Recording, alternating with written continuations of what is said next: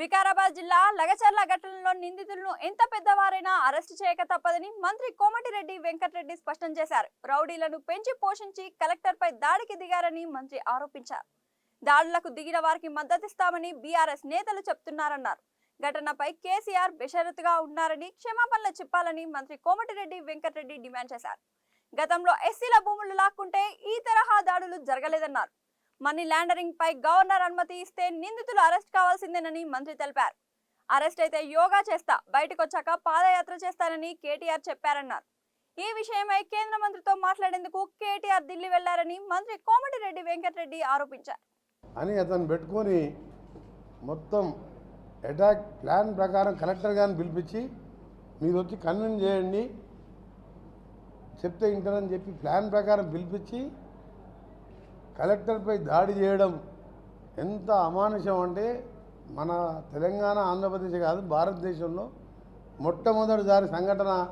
ఇవాళ కేసీఆర్ ఆయన కొడుకు కలిపి చేసిన ప్లాన్ ఎంత దిగజారిందంటే అయిపోయింది మా పని.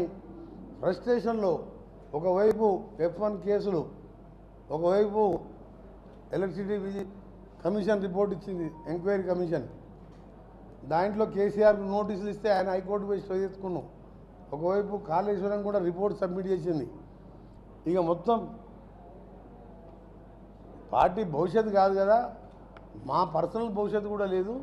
ఈ ఫోన్ ట్యాపింగ్లో కూడా red corner notice, blue corner notice ద్వారా ప్రభాకర్ రావు గారు అక్కడ పాస్పోర్ట్ రద్దు అయితే ఆయనను కూడా రప్పించి ప్రయత్నాలు చేసి ఇక్కడ కొందరు మాజీ ఎమ్మెల్యేలకు నోటీసులు ఇచ్చి అందరూ కూడా జైలు పాలయ్యే సమయంలో ఈ దాడిలో నిన్న జరిగిన సంఘటన మొన్న దానికి కారణం.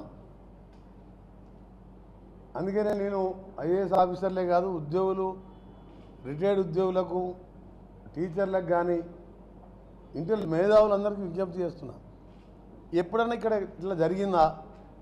ముఖ్యంగా 10 సంవత్సరాల తెలంగాణ రాష్ట్రంలో అవసరం లేని మల్లన్న సాగర్కు 50,000 ఎకరాల భూమి సేకరణ చేసి పోలీసులను పెట్టి అక్కడ కలెక్టరు, కమిషనరు, అక్కడే పక్కకే కొండపోచమ్మ, రంగనాయక 3 పెద్ద రిజర్వాయర్లను పెట్టి బడుగు బలహీన వర్గాల దళితుల రైలు భూములు గుంజుకొని కేసులు పెట్టి పోలీసులతో రౌడీ అని బెదిరిస్తే మేమందరం కూడా పోయినాం అక్కడికి.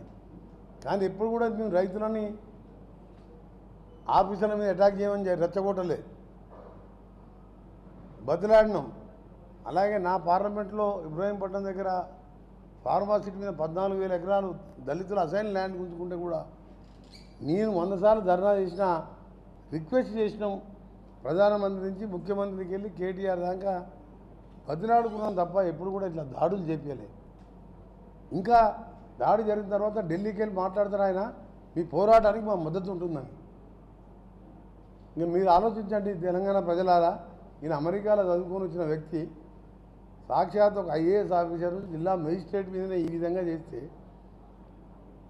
మీరు కొండపోచమ్మాయి అన్ని పల్లన్న సాగరు కమిషన్ల కోసం పోలీసులను పెట్టి దౌర్జన్యంగా 78,000 ఎకరాలు గుంజుకొని ఆ రోజు మీరు రెచ్చగొడితే మీరు అక్కడ ప్రాజెక్టు కట్టేవాళ్ళ?